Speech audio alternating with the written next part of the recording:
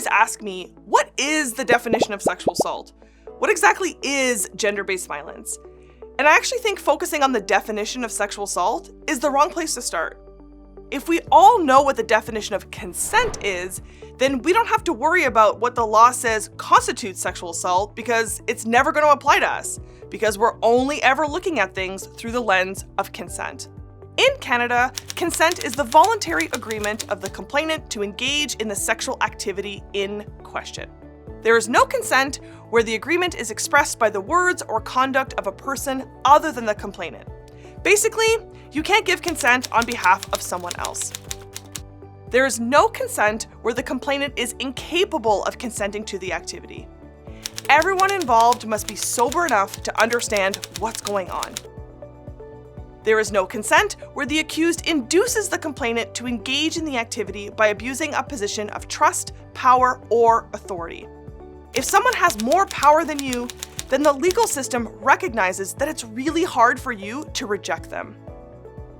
There is no consent where the complainant expresses by words or conduct a lack of agreement to engage in the activity.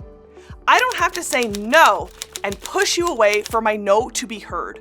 Body language also matters.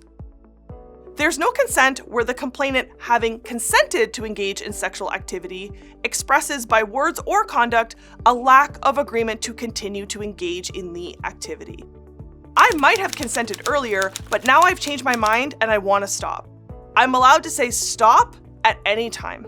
All of that basically translates to consent must be voluntary, sober, and enthusiastic. What voluntary consent means or looks like is that consent should be clear and coherent and should be given freely or willingly. Any form of coercion, such as guilt tripping, threatening, and manipulation, is a violation of consent. Saying yes out of fear isn't a real yes. Consent is sober enough that everyone involved knows who they are, what they're being asked, and will remember it tomorrow.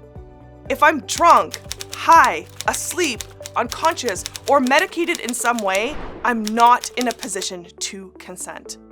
Enthusiastic consent looks and sounds like someone who is eager to take part in the activity being asked.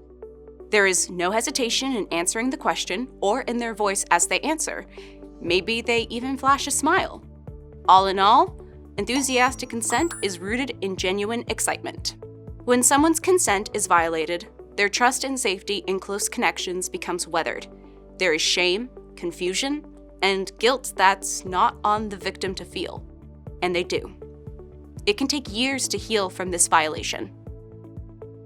For me, it took 5 years to even feel comfortable in myself after my consent was violated. And I still struggle with close connections. Someone's wants in the moment never outweigh the impact of consent being violated. So make sure you ask for consent. Be the person who someone can be safe with. Consent is important because it gives people a safe space to choose freely while building relationships based on trust and mutual respect. As someone who had their consent violated, it affected my mental health very seriously, and I was embarrassed and shamed because of what happened. For a long time, I didn't feel good about myself, and making new connections became hard because that revolved around respect and trust, and that got violated. To create a future free from violence, we need to build a world based on consent. When we know how to ask for consent, how to give consent, and how to respect someone's boundaries, we can create a safer world for everyone.